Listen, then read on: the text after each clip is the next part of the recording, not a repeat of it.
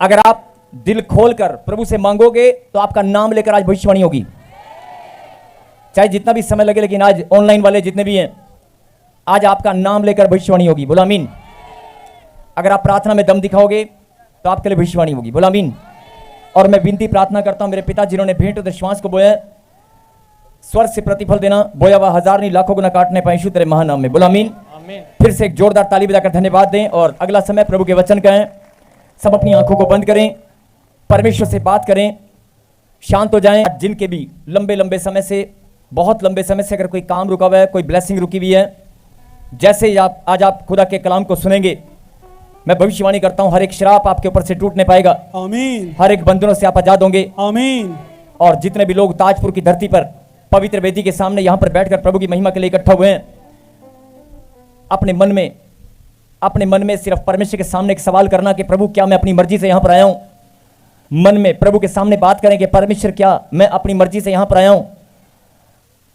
मन में पूछो प्रभु से, क्या अपनी मर्जी से आया हूं। और अगर आपकी आत्मा आपको गवाही दे कि मुझे बुलाने वाला परमेश्वर है, मुझे लाने वाला परमेश्वर है, मैं परमेश्वर के द्वारा चुना गया हूं, तो सच्चे मन से धन्यवाद करना और अपने विश्वास को और बढ़ा लेना, क्योंकि अगर परमेश्वर ने आपको बुलाया तो आप खाली आ जाने वाले नहीं हो। आमीन। और बहुत सारे लोगों को लगता है कि हम हर संडे जाते हैं इधर, बहुत सारे लोगों को लगता है हम हर संडे जाते हैं, लेकिन हमारी गवाही नहीं बनती। हम जैसे जाते हैं वैसे ही आ जाते हैं। बहुत सारे लोगों को लगता है कि हम हर संडे प्रभु की महिमा के लिए जाते हैं और जैसे जाते हैं वैसे ही आ जाते हैं, हमारी गवाही नहीं बनती। ये सोचना आप बंद करें। अगर सोचना है तो 3 हफ्ते लगातार आप धन्यवाद करें कि मेरी गवाही जरूर बनेगी, मेरे काम जरूर बनेंगे। अगर सोचना है तो आप पॉजिटिव सोचें, नेगेटिव की बजाय पॉजिटिव सोचें और धन्यवाद करें कि परमेश्वर मैं धन्यवाद करता हूं, आज मेरी गवाही जरूर बनेगी। आमीन।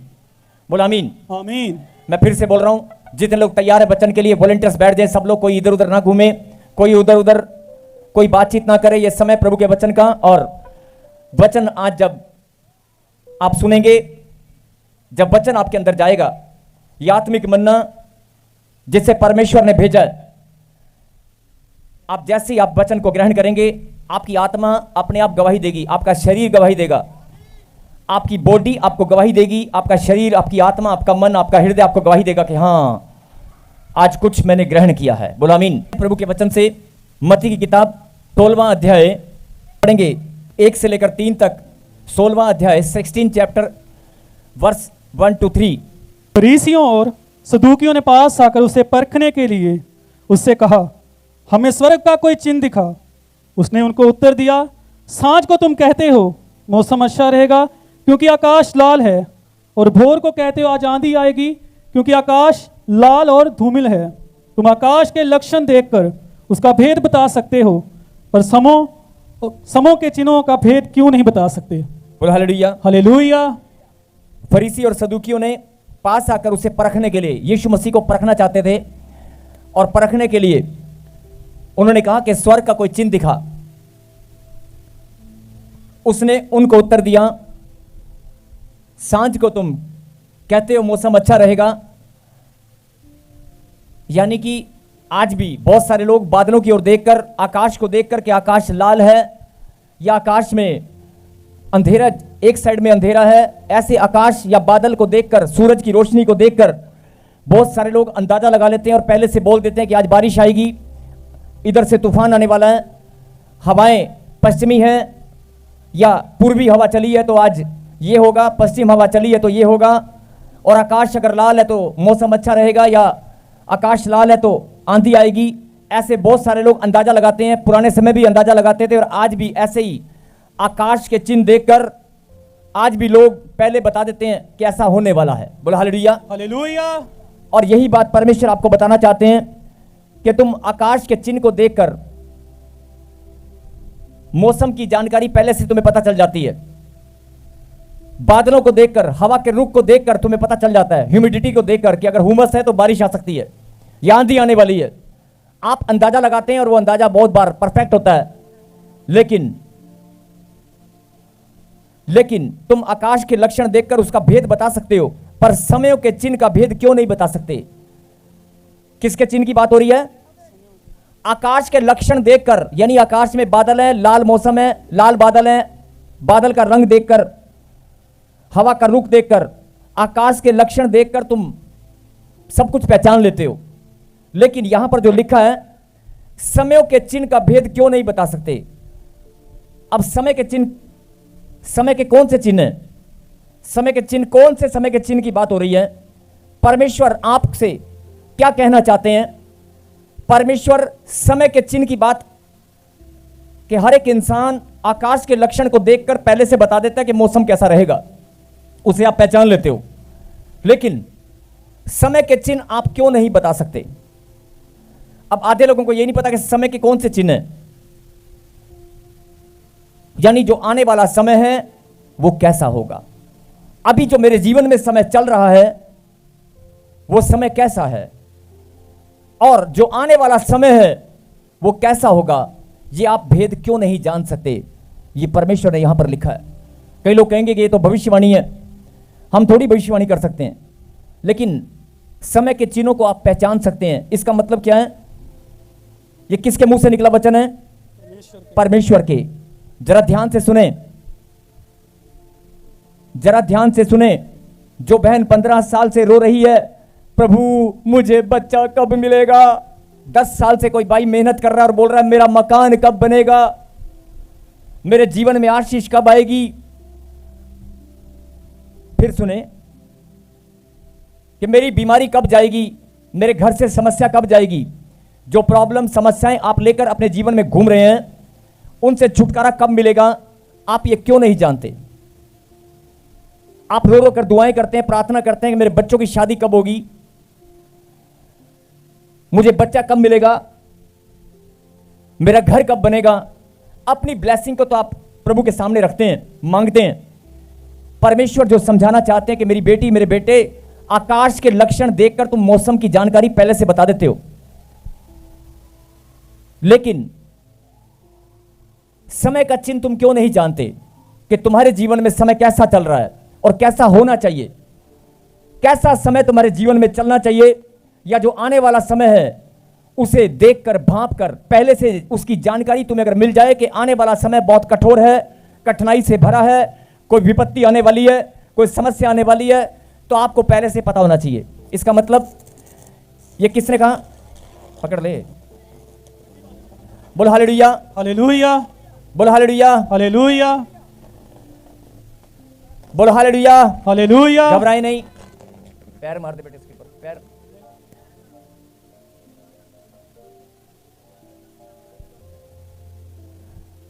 बोल हालेलुया, हालेलुया। अभी मैंने कहा ना कोई विपत्ति आने वाली है, ये तुम्हें पहले से क्यों नहीं पता चलता? बैठ जाए, बैठ जाए, सब कुछ नहीं बा, सब बैठ जाएं। कोई विपत्ति अगर आने वाली है तो परमेश्वर चाहता है कि तुम्हें पहले से पता हो। बोल हालेलुया, हालेलुया। आकाश के लक्षण देखकर तुम मौसम की जानकारी बता सकते हो। समय का चिन्ह तुम क्यों नहीं जानते कि समय कैसा आने वाला है? बोल हालेलुया, हालेलुया। एक वचन का मोर पढ़ेंगे। इसका मतलब क्या है? इसका मतलब यह है कि किसके मुंह से निकला वचन है? परमेश्वर के, यीशु मसीह के। अगर यीशु मसीह के मुंह से निकला ये वचन है तो इसका मतलब क्या हुआ? इसका मतलब यह हुआ कि परमेश्वर चाहते हैं कि तू समय के चिन्हों को पहचान ले। कईयों को समझ में नहीं आया होगा, फिर से बोल रहा हूं।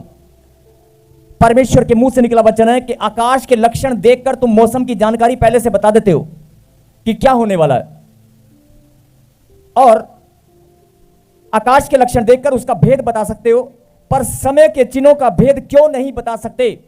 कौन बोल रहा है? ये यीशु मसीह। इसका मतलब परमेश्वर चाहते हैं कि तुम समय का भेद पहले से बता दो। इसका मतलब परमेश्वर चाहते हैं कि समय का भेद आप पहले से, आपके पास जानकारी हो, आप बता सकें। बोला आमीन, आमीन। और आज जो इस बात को समझ जाएंगे वो अपनी आशीष को जरूर पाएंगे। बोला आमीन। निकालें प्रभु के कलाम से यिर्मयाह नबी की किताब, जल्दी से यिर्मयाह की किताब और पढ़ेंगे 8वां अध्याय। मैं सबसे विनती करता हूं कि जरा ध्यान से, जिनकी ब्लेसिंग रुकी हुई है, जो बड़े लंबे समय से परेशान है, जो दुख में है, तकलीफ में है, जिनको समझ नहीं आ रहा कि मैं डॉक्टर के पास गया था, मेरी प्रॉब्लम मुझे हल क्यों नहीं निकल रहा, दवाई काम क्यों नहीं कर रही, घर क्यों नहीं बन रहा, मकान क्यों नहीं बन रहा, बच्चा क्यों नहीं मिल रहा, मैं प्रार्थना में बहुत मजबूत हूं लेकिन मेरी आशीष मुझे क्यों नहीं मिल पा रही है। जरा ध्यान से सुने और समझें, बातचीत नहीं, पढ़ेंगे 8वां अध्याय, यिर्मयाह नबी की किताब 8वां अध्याय और 8 का 7। काश में लग लग भी अपने नियत समय को जानता है, और पंडुकी सुपाबेनी। अब लोग कहेंगे पंडुकी क्या होता है, हमें नहीं पता। सुपाबेनी, हमें क्या पता।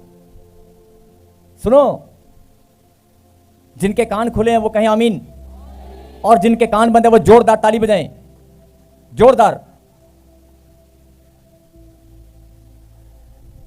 कहें आमीन। आकाश में लगलग भी और नियत अपने नियत समय को जानता है, और पंडुकी और सुपाबेनी और सारस भी अपने आने का समय रखते हैं। परंतु मेरी प्रजा, परमेश्वर यहोवा क्या बोल रहे हैं, परंतु मेरी प्रजा, परंतु मेरी प्रजा, ये जो मेरे बेटे बेटियां हैं, ये जो मेरी प्रजा है ना, मेरी प्रजा जिसका मैं राजा हूं, मेरी प्रजा जिसका मैं राजा हूं, मेरी प्रजा यहोवा का नियम नहीं जानती। अब जो समझने की बात है, आकाश में लगलग भी अपने नियत समय को जानता है, और सृष्टि अपने नियमों को जानती है। जानती कि नहीं जानती? यानी सूरज को कब निकलना है वो जानता कि नहीं, चांद सितारों को कब चमकना है वो जानते कि नहीं, जानते कि नहीं?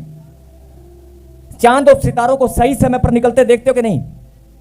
सृष्टि अपने नियमों को जानती है। आकाश में लगलग भी अपने नियत समय को जानता है।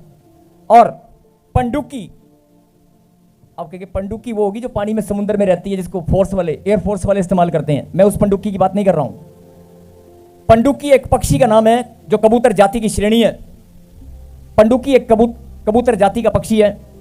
और सुपाबेनी एक तरह की चिड़िया है।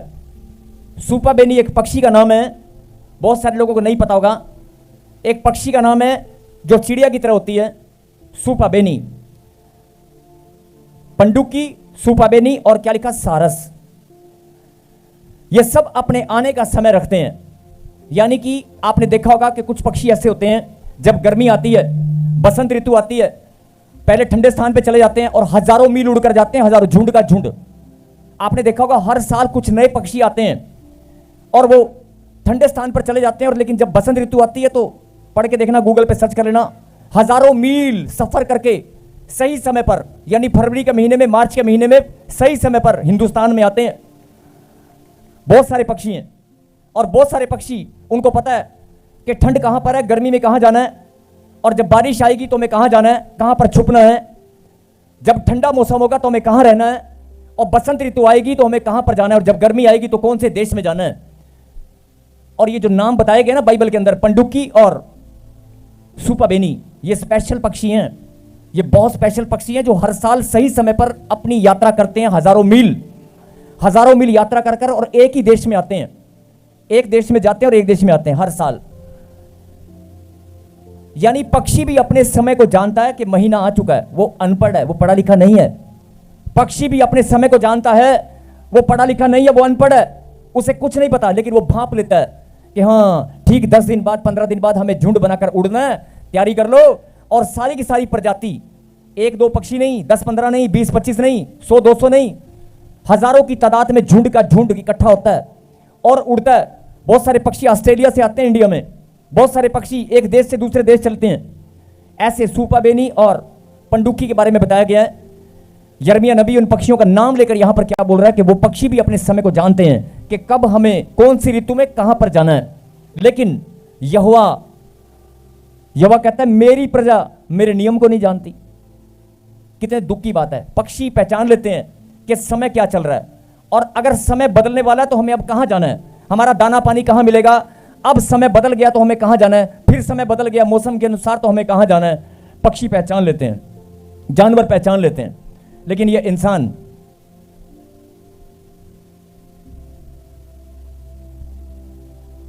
ये मनुष्य, वचन में लिखा है, मैं नहीं बोल रहा हूं, यहोवा की प्रजा यहोवा के नियमों को नहीं जानती।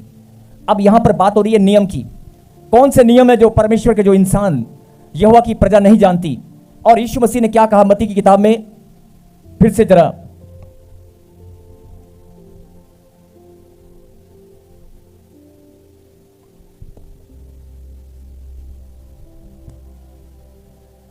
कि इंसान आकाश के भेद, आकाश के लक्षण देखकर मौसम की जानकारी बता सकता है, लेकिन समय के चिन्हों का भेद नहीं बता सकते।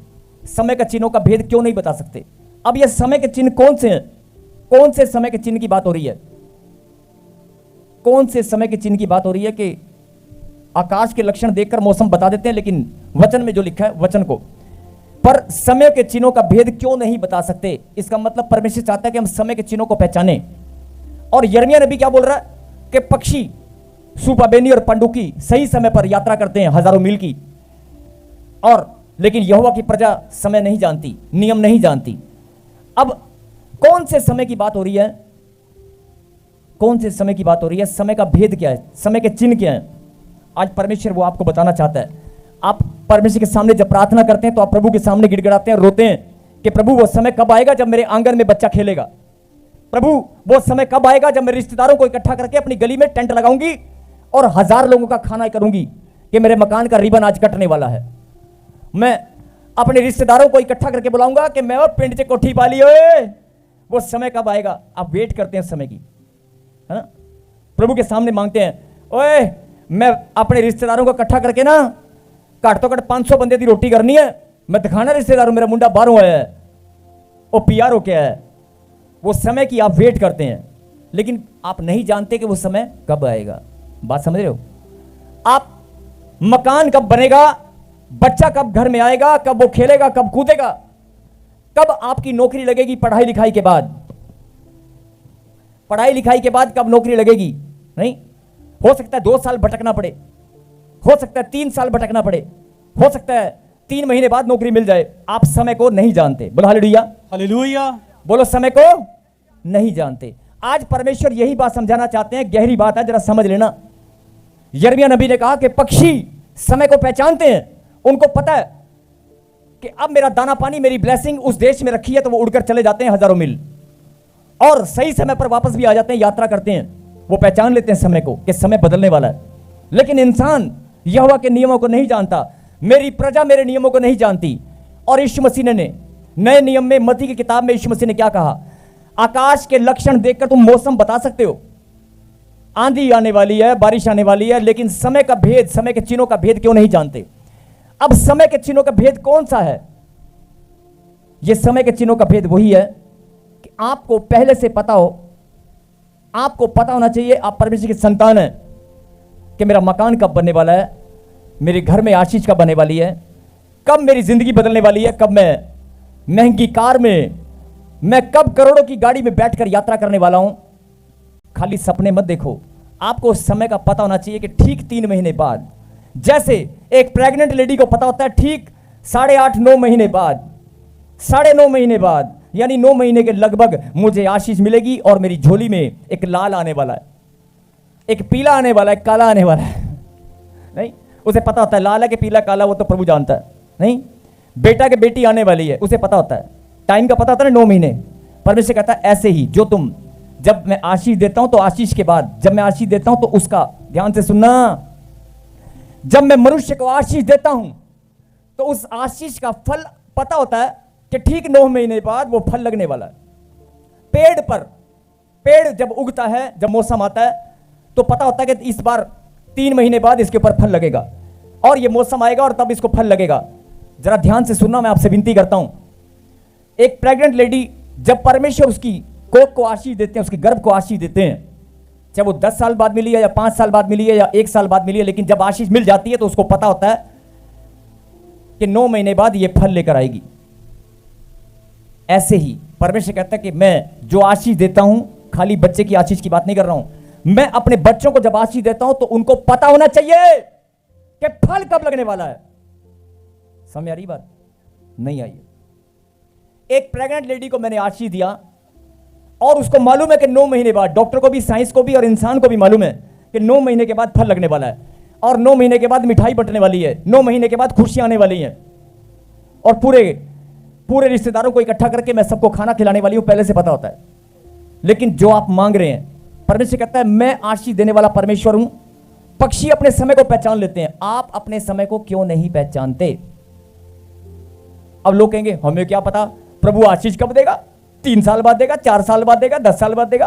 अब ये तो प्रभु को पता है, जब आशीष मिलेगी तभी तो फल लगेगा, वो आशीष फलवंत होगी। यानी कि जब परमेश्वर आशीष देते हैं, जैसे आप यहां पर बैठे हो, आप यहां पर बैठे हो, प्रार्थना कर रहे हो, प्रभु ने आज क्या करना है, आपको आशीष देनी है और आपने लेकर जानी है। और वो आशीष जब आप लेकर जाओगे, जब घर जाते ही, हो सकता है किसी को घर जाते ही फल लग जाए, हो सकता है 3 दिन बाद लगे, हो सकता है 2 हफ्ते बाद लगे, हो सकता है 3 महीने बाद लगे, लेकिन आशीष कब मिली? बोलो, आज मिली है ना। यही बात, बस इंसान को यही बात समझनी है कि जब मैं आशीष देता हूं, तुम अपने समय को क्यों नहीं पहचानते? तुम नेगेटिविटी में चले जाते हो, तुम नकारात्मक कि हम आशीष लेकर आए हैं, पता नहीं आशीष तो हम लाए थे, लेकिन वो गई कहां? गई कहां? रास्ते में कहीं किसी और को दे दी क्या? रास्ते में किसी और को तो नहीं दे दी। जब आशीष आप लेकर जा रहे हो तो आपको पता होना चाहिए कि वो आशीष फल लेकर आएगी। आपको भी पता होना चाहिए, आपके अंदर एक विश्वास होना चाहिए कि अगर मैं आशीष लेकर जा रहा हूं तो मेरी आशीष फल लेकर आएगी। और जो समय को पहचानना है, जो समय को पहचानने की आप गलती करते हैं, परमेश्वर कहता है सुनो, जब पुराना समय था, ध्यान से सुनना, पहले इंसान पैदल चलता था यात्रा करने में, फिर उसने घोड़े के ऊपर सवारी शुरू की, फिर उसने साइकिल बनाई, फिर उसने बुद्धि परमेश्वर देता गया, फिर उसने मोटरसाइकिल बनाई, फिर मोटरसाइकिल के बाद उसने कार बनाई, और कार के बाद उसने हवाई जहाज भी बनाया, और हवाई जहाज के बाद बुलेट ट्रेन और हवाई जहाज दोनों बन चुकी हैं, और अब तो रॉकेट भी बन गए हैं, सैटेलाइट पर भी इंसान ऊपर जा चुका है। यानी कि उसने अपनी बुद्धि का विकास इतना कर लिया है, समय के अनुसार सब बदल रहे हैं कि नहीं बदल रहे हैं? बढ़ रहे कि नहीं बढ़ रहे हैं? बोल हालेलुया। हालेलुया। जो परमेश्वर समझाना चाहते हैं कि तेरी आशीष फल क्यों नहीं लाई, तेरी आशीष जो मैंने आज तुझे दी है वो फल क्यों नहीं लाई? अगर मैंने आज आशीष दी है, सब बोलेंगे क्या परमेश्वर ने आज आशीष दिया कि नहीं? जब आप प्रार्थना करने आते हैं तो परमेश्वर आपको आशीष देते हैं कि नहीं? बोल हालेलुया। हालेलुया। क्या आपको आशीष कल मिलेगी? क्या आपको आशीष 10 दिन बाद मिलेगी? अगर आज आप प्रभु के घर में आए हैं तो आशीष कब मिलेगी? आज विश्राम दिन को पवित्र मानकर प्रभु ने कहा मेरा वचन सत्य है, मेरा कलाम सत्य है। जब तुम विश्राम दिन को पवित्र मानकर मेरे भवन में आया करोगे तो मैं तुम्हें आशीष दिया करूंगा। उसने ये नहीं लिखा कि जब तुम विश्राम दिन को पवित्र मानकर मेरे भवन में आया करोगे तो मैं ठीक 10 दिन बाद तुम्हें आशीष दूंगा, ऐसा तो नहीं लिखा। जब तुम आओगे तभी आशीष मिलेगी। यानी कि आज कौन सा दिन है? Blessing day. आज कौन सा दिन है? Blessing day. विश्राम दिन को पवित्र मानकर जब तुम भवन में आओगे तो परमेश्वर तुम्हें आशीष देंगे। बोला आमीन। आमीन। अब आशीष तो मिलेगी, आज आप लेकर जा रहे हो, लेकिन तुम समय को क्यों नहीं पहचानते कि वो आशीष फल कब लाएगी? अब तुम्हारी आशीष परमेश्वर ने खोल दी है, और वो आशीष तुम्हारी एग्जाम में, सरकारी नौकरी की है। अब अगले हफ्ते तुम्हारा एग्जाम है, और अगले हफ्ते एग्जाम के बाद उसका रिजल्ट 1 हफ्ते बाद है, फिर उसके बाद इंटरव्यू है, फिर उसके बाद तुम्हारी, यानी कि ठीक 1 महीने या 2 महीने के बाद तुम्हारी नौकरी तुम्हारे हाथ में होनी चाहिए। तुम्हें पता होना चाहिए कि अगर मैं आशीष लेकर आया हूं तो ठीक 1.5 महीने बाद जब मैं एग्जाम देकर आऊंगा तो मेरी जॉब मेरे हाथ में होगी। और अगर आप आशीष लेकर जा रहे हैं तो आपको पता होना चाहिए कि ठीक इसी वर्ष में परमेश्वर मुझे आशीष देंगे, और अगले वर्ष में मैं फल लगेगा, या 3 महीने बाद या इतने दिन बाद इसी वर्ष में परमेश्वर मुझे मकान की आशीष देंगे, बच्चे की आशीष देंगे, और मैं इसी वर्ष में प्रभु की गवाही के साथ प्रभु की महिमा करूंगी। बोला आमीन। आमीन। आपको पता ना चाहिए, लेकिन आप क्या सोचते हैं? आशीष अगर मिली है तो फल भी लगेगा, आशीष अगर मिली है तो फल भी लगेगा, लेकिन आप समय को नहीं पहचानते। और यही बात परमेश्वर समझाना चाहते हैं कि पुराने समय में लोग, इंसान ने बुद्धि को विकसित किया, और पैदल चलने से लेकर, घोड़े से लेकर, साइकिल से लेकर, हवाई जहाज से लेकर आज कितना इंसान अपने आप को डेवलप कर चुका है कि नहीं? कर चुका है कि नहीं? लेकिन अपनी आत्मा में झांक कर देखना, आपकी डेवलपमेंट कहां है? आपका खुद का विकास, आपकी आत्मिक उन्नति कहां है? आपका आत्मिक उन्नति कहां है? आपकी आत्मिक उन्नति क्यों नहीं हो पाई? सुबह उठे, बाइबल पढ़ी, प्रार्थना किया, काम पर चले और वापिस आए, शाम को प्रार्थना की और सो गए। तुम्हारी आत्मिक उन्नति क्यों नहीं हुआ? हाँ, एक मोबाइल जरूर सबके पास आ गया है, एक मोबाइल की डेवलपमेंट सबकी होगी है, चाहे रिक्शा चलाने वाला है, लेबर वाला है, 10 से 1000 20 हजार का बड़ा मोबाइल, एंड्रॉइड या बड़ा मोबाइल सबके पास आ गया। मोबाइल चलाना सबको आ गया, तरक्की हो चुकी है, मोबाइल चलाना जरूर आ गया, चाहे पढ़ना नहीं आता है। लेकिन परमेश्वर कहता है मोबाइल चलाना सीख लिया है, आत्मिक हथियार चलाना नहीं सीखा है। अरे मोबाइल चलाना सीख लिया है, आत्मिक हथियार चलाना नहीं सीखा है, जिसको मैं 2026 साल से मैं तुझे बताते आया हूं, तेरे लिए मैंने बलिदान दिया है, अपने समय को क्यों नहीं पहचानते? आप रोते हैं, प्रार्थना करते हैं, प्रभु मेरी आशीष मुझे कब मिलेगी, कब मिलेगी? प्रभु कहता है इसी वर्ष में मिलेगी, तुम क्यों नहीं पहचानते? आमीन अगर मैंने तुम्हें आज बुलाया है, अगर प्रभु के घर में आज आए हो तो आज ही आशीष लेकर जाओगे। आमीन गवाही इसी साल में लगे बनेगी। बोलो आमीन। समझ में आई कि नहीं आई? आप अगर डेवलपमेंट की बात करोगे, पुराने समय से लेकर इंसान ने तरक्की की है, आपकी भी तरक्की हुई है, और कुछ हुआ कि नहीं हुआ, लेकिन मोबाइल चलाना सीख लिया। अनपढ़ आदमी भी, लेबर करने वाला भी मोबाइल चलाना जानता है। बुजुर्ग महिला घर में बैठी है, कुछ नहीं आता लेकिन फोन चलाना आता है। मोबाइल में फोटो देखना आ गया है, उसका लॉक खोलना आ गया है। आ गया कि नहीं? बोलो, व्हाट्सएप पे वीडियो कॉल करना आ गया कि नहीं? चाहे कितना भी बुजुर्ग हो, आ गया कि नहीं? तो बाइबल के अंदर जो आत्मिक हथियार परमेश्वर ने रखे हैं, उसे चलाना कौन सीखेगा? उसे चलाना कौन सीखेगा? 2026 साल पहले परमेश्वर ने गिफ्ट दिया है, ये आत्मिक हथियार चला और अपनी आशीष को अपने हाथ में ले। जो तेरा विरोधी है उसे उखाड़ और अपनी आशीष अपने हाथ में ले। समझ में आ रही बात? समझ में आ रही कि नहीं आ रही? जिनको समझ में आ गई है वो ताली बजाकर धन्यवाद कर रहे हैं। हालेलुया। जोरदार जोरदार ताली बजाकर।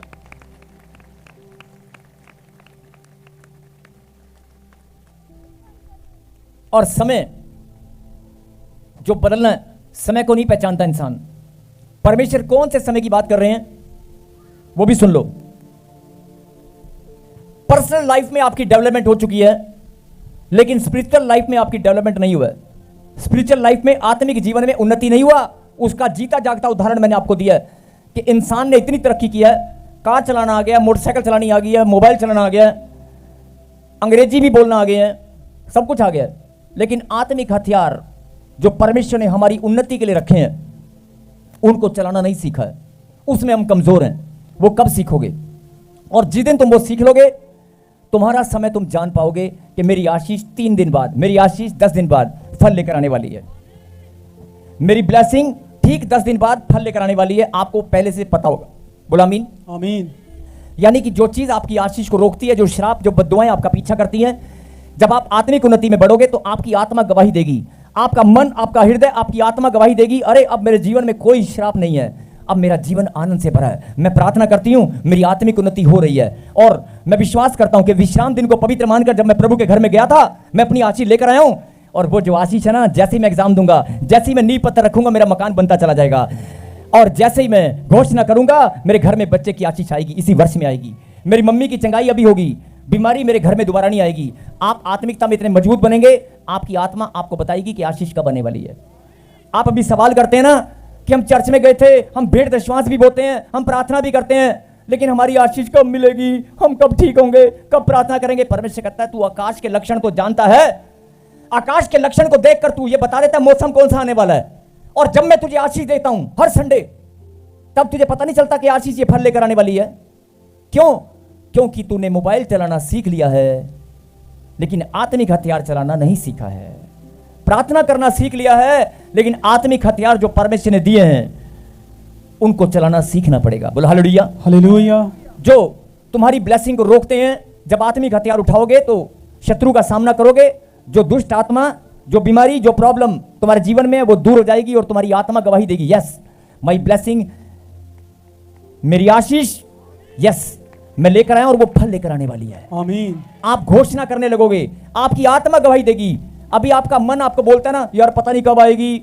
मैंने अभी आते ही, जब हम प्रार्थना करने लगे थे, तब मैंने एक बात कही थी। जो ऑनलाइन है जरा ध्यान से सुने। जब हमने प्रार्थना शुरू किया था तो मैंने एक बात कही थी, अपने दिमाग को कमांड कर, अपने दिमाग को कमांड कर यीशु मसीह के नाम से। अबे मेरे दिमाग, तुझे मैं कमांड करता हूं, आज के बाद तू मुझे याद दिलाएगा कि मैं परमेश्वर की संतान हूं।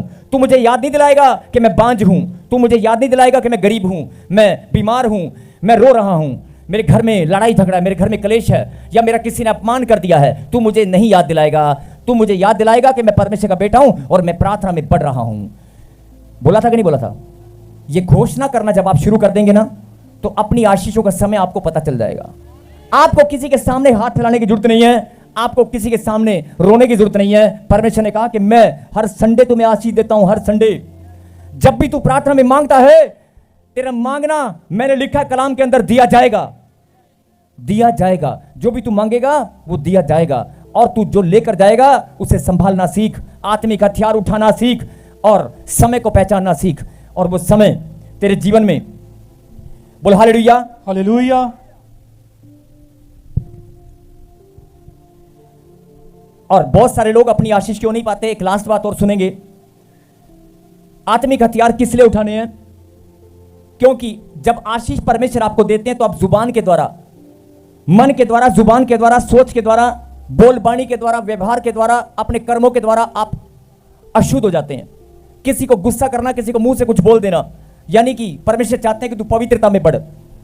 अपनी आत्मिक हथियार उठा और पवित्रता में बढ़। बोल हालेलुया। हालेलुया। और अगर तुझे अभी तक नहीं पता चला है कि समय कौन सा चल रहा है, प्रभु कहता है समय के भेद को पहचानना होगा। बोल हालेलुया। हालेलुया। फिर सुने ध्यान से, एक लास्ट बात बड़ी गहरी है, मैं आपसे विनती करता हूं जरा प्लीज ध्यान से सुने। मत्ती के अध्याय में जब परमेश्वर ने कहा कि आकाश के लक्षण देखकर तुम पहचान लेते हो, लेकिन समय के चिन्ह तुम्हें क्यों नहीं पता चलते? और उदाहरण मैंने दिया कि तुम्हें अपनी आशीष क्यों नहीं पता चलती कि तुम्हारा मकान कब बनने वाला है, तुम्हारे बच्चा कब बनने वाला है, घर कब बनने वाला है, बढ़ोतरी कब होने वाली है, क्योंकि तुम मोबाइल चलाना जानते हो लेकिन आत्मिक हथियार उठाना नहीं जानते। जब तुम प्रार्थना में बढ़ोगे, क्योंकि तुम्हें समय का नहीं पता, ये समय कौन सा चल रहा है, समय के अनुसार बदलना पड़ेगा कि नहीं? बोलो। जब गाड़ी, अगर आज के समय में गाड़ी चलती है तो तुम पैदल चल सकते हो? बोलो। आज के समय में सफर ट्रेन से होता है तो तुम पैदल जाओगे? बोलो नहीं ना। यही बात, समय बदल चुका है, इसलिए परमेश्वर कहता है समय के अनुसार अपने आप को बदलो, क्योंकि आने वाला समय और भी विपत्ति और कठिनाई से भरा है। अपनी आशीष को पाने के लिए, अपनी बढ़ोतरी के लिए समय को पहचान ले। और समय क्या पहचानना और क्या बढ़ना है, बस सुनो। ये सुसमाचार सुनाने का सही समय है। कौन सा समय? जो आपको पहचानना है, समय का चिन्ह कि सुसमाचार सुनाने का यही समय है, वरना आपके भाई, आपके बहन, आपके परिवार के लोग नाश होने पर हैं। कोरोना आया था कि नहीं? कोरोना आया और बहुत सारे लोग साथ छोड़कर चले गए।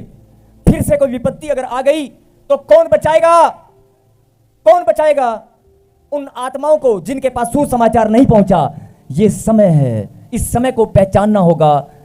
परमेश्वर ने कहा आकाश के लक्षण तुम पहचानते हो लेकिन समय के भेद को नहीं पहचानते। समय का भेद यही है कि यह समय है सुसमाचार सुनाने का, आत्माओं को बचाने का। यह समय है प्रेम और भलाई करने का। यह समय है प्रार्थना में बढ़ने का।